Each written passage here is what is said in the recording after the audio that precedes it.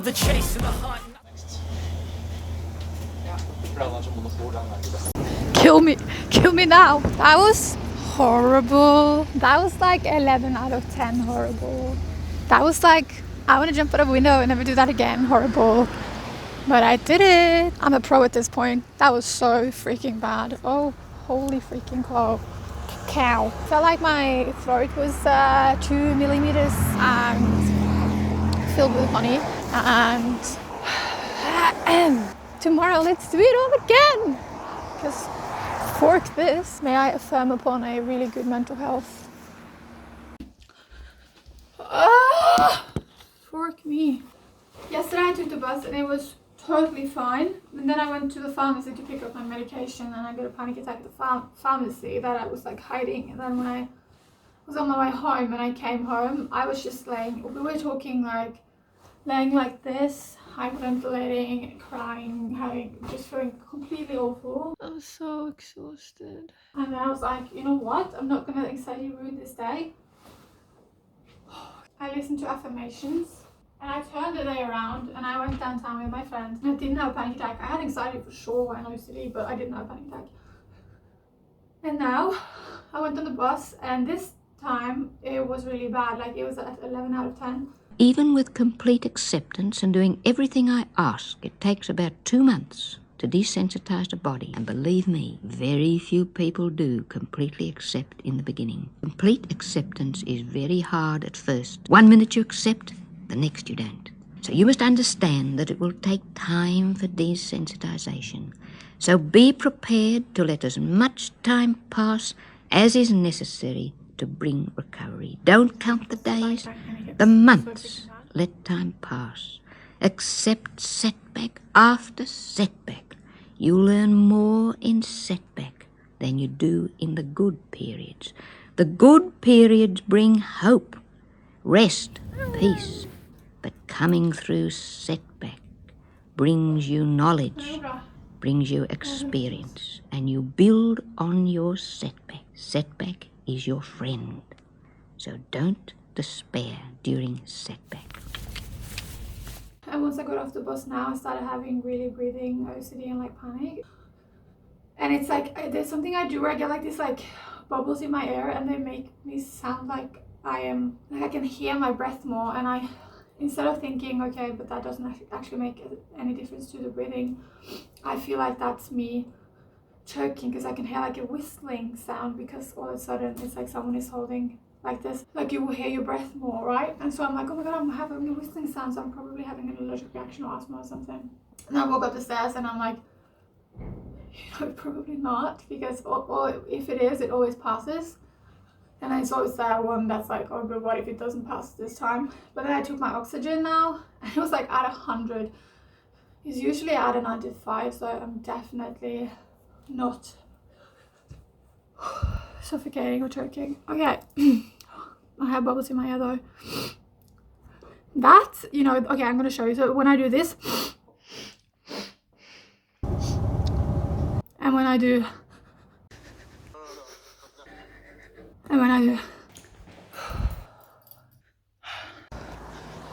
that's me having anxiety. It's like I'm on an airplane and I'm so sensitized to any difference to my body. I'm gonna start crying.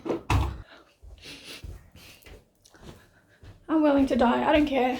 Goodbye world. It's time to do the dive reflex. I'm so sick of this. Like, come on, mate. Come on, mate. You are safe. You're fine. You've done really well. Everyone would have been exhausted. The more I hyperventilate this casually, like the more exhausted I get in this upper body and the more exhausted I get here, the more suffocated I feel, because I feel like I'm like having a collapse that I won't be able to keep up. How many times a day do you think about calling an ambulance? Because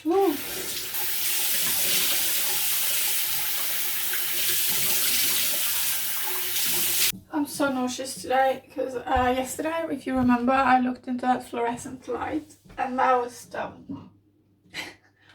That gave me such a headache and a nausea. And also I did the cat-cow pose, which also leaves me with great nausea and pain. And then I get more nauseous from anxiety. But whenever I think about, I have somatic OCD, so whenever I think about my breath, I will feel like I can't breathe. The more I think about my breath, the more like closing of the throat I feel, and the more suffocated I feel, and hell yeah. So what I'm gonna do is sing karaoke. I have to reset and calm down a bit before I do the internal exposure. Breathing through a straw right now will probably send me off the cliff, honestly. I think I'd okay, sorry. It's funny because anxiety tries keeping me alive and I'm like, no, I'd rather not. Okay, whatever. I'm joking. I would rather not. I just don't want to live like this. Okay. I'm not gonna write the exposure notes right now because I have to just wait and calm down a bit. So this is how much I've done. This is how much I've done. I think I'm gonna cancel with my friend today. Honestly.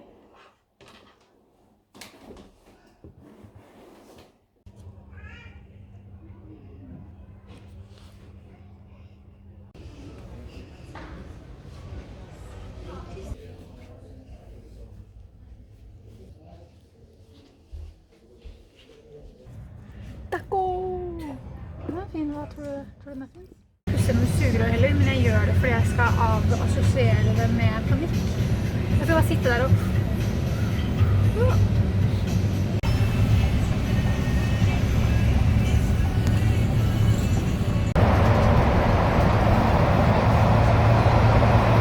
I love the chase and the hunt. Ja.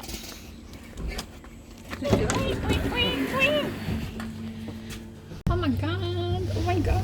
Day 2047 and I survived. Hello y'all! Okay, so yesterday I did the same exposure, just one more station, but it doesn't really matter because changing the station is really challenging in itself, so it doesn't really matter. So yesterday was horrible. Like I had a panic attack and I felt like I was like so dissociated from the world and it was horrible and I was like, this is so bad, but then I kind of remind myself that the day before was more tolerable, so that went really well. I did it again today and I even went towards the anxiety. With every "oh my goodness, I must get out of here," you add more and more tension, so that your feeling of panic becomes more and more acute, seems more and more unendurable. If you're prepared to sit in your seat, loosen your body to the best of your ability, and let the panic flash, let it flash right through you, without withdrawing tensely from it, I assure you, there would be no mounting tension, no mounting panic. Your body will probably continue to flash panic for a while, but the panic will not mount. By acceptance, I don't mean quite the same thing as putting up with. Gritting your teeth and putting up with is what you've been doing for a long time, and it hasn't got you very far, has it? I mean utter acceptance, utter surrender, utter resignation to whatever your body cares to bring you. If you do this, the flashes of panic will gradually subside, and you will be able to sit there, if not completely at peace, at least comfortably enough. It is your own withdrawal in fear from the feeling of panic that supplies the chemical to make further panic. You build your own crisis by withdrawing from panic in panic.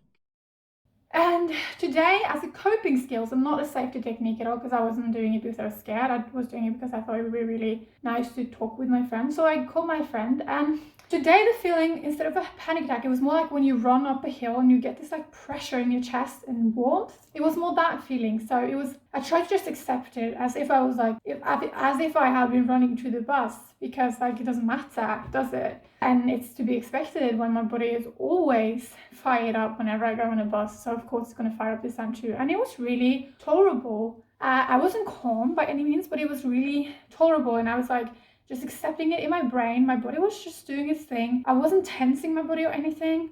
And it went really well. I'm so freaking proud. Okay.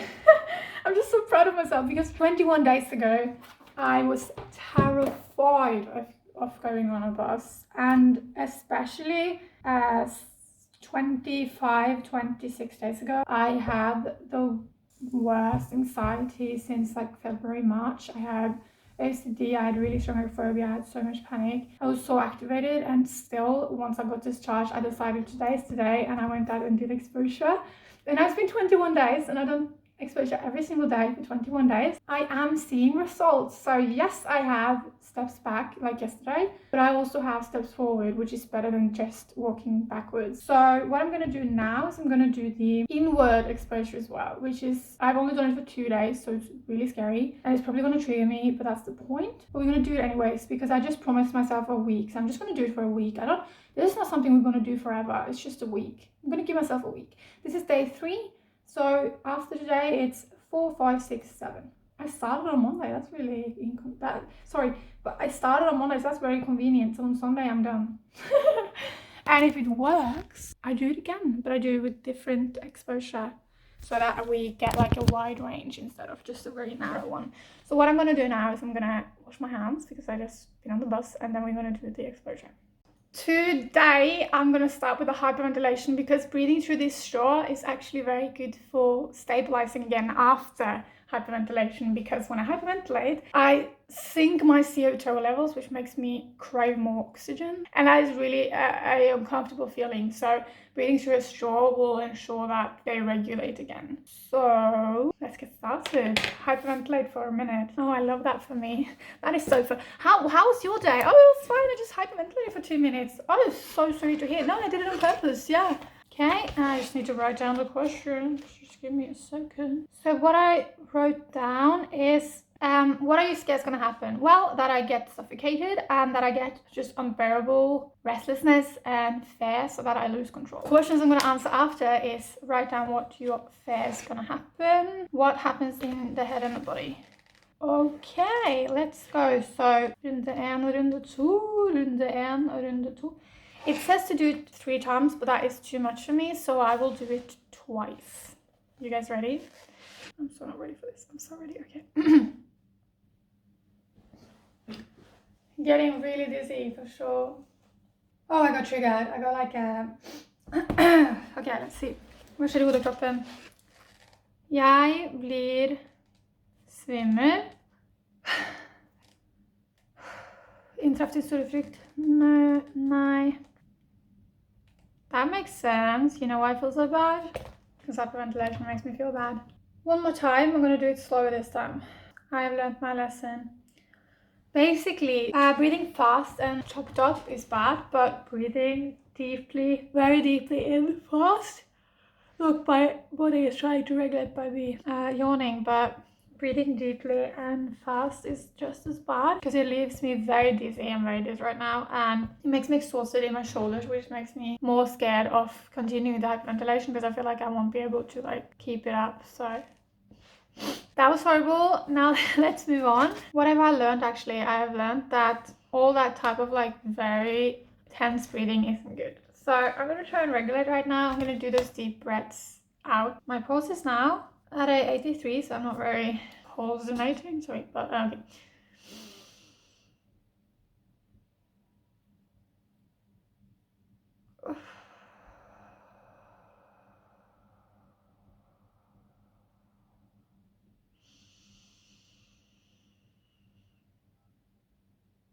$68. That felt really good. Okay, now I'm gonna write it down. What did I say? 83 to 68. Føltes godt. Holy freaking cow. I'm a yogi master. Breathing through a straw. What are you fearing is gonna happen? At jeg får uutholdelig panic. So that I feel suffocating. That I feel suffocated and that I get unbearable panic. I'm so excited. This video is going to be titled Watch Me Overcome My Agoraphobia and Panic Disorder. Oh, I'm so excited! Oh my god, you're watching this right now. And if you're watching this right now, it means, well, it worked. Things can change for the better. Agoraphobia is not forever. You can get better. I don't blame myself. I got these like papers from my physiotherapist back in March. So I don't blame myself that I haven't done them yet because I needed time to regulate back into my tolerance-ish window. Like I needed time to just regulate a bit. If I tried this during the worst relapse I've ever been in, this would probably backlash intensely. So I don't blame myself for waiting until July to start doing this because we had March where I just needed to regulate, and then April was really challenging, and May was like Okay. Then we went on holiday and now I'm back. So, okay, let's go. 2 minutes. Woo! Oh my god, I almost put 1 hour. Can you hear my voice? I'm struggling with my voice because hyperventilation. Oh my god, I have to write that down. Hyperventilation makes me hoarse. This is my little book, and in this little book you can see how I overcame my agoraphobia and panic disorder and OCD. I have to do the 5-minute OCD meditation today. Thanks for the reminder. Low-key, I think this is like training the lungs. Today it felt way less scary than the past 2 days. It reminds me of diving. I think it's especially nice today because we've been hyperventilating, so it's kind of regulating the hyperventilation. Regulerer etter hyperventileringen. Did a catastrophe happen? Vad var det? To get suffocation feelings and get unbearable panic? Nej. What did you learn? Att jag klarade att bestämma sig. Okay, do it all again. That will do it. I'm not doing 2 full minutes because I already get the point. So the first time I kept quiet, kept calm, and it just reminded me of like diving, and it regulated after hyperventilation. And the second time it's pinching a little bit more in the chest. It also was like there was like a pressure in my nose where I would get those bubbles in there almost. And I did get some sort of like suffocation feelings, but they're not like unbearable or really scary. They're just like uncomfortable. But yeah, I didn't get extreme panic. I feel a bit more activated now though, I must say that. But good job, that's done. Now I'm gonna write just notes from the bus today, and after that I can do whatever I like. I'm so ready to recover. I'm recovering. Ooh, I'm recovering. Just gotta write down the date. It's the 27th, isn't it?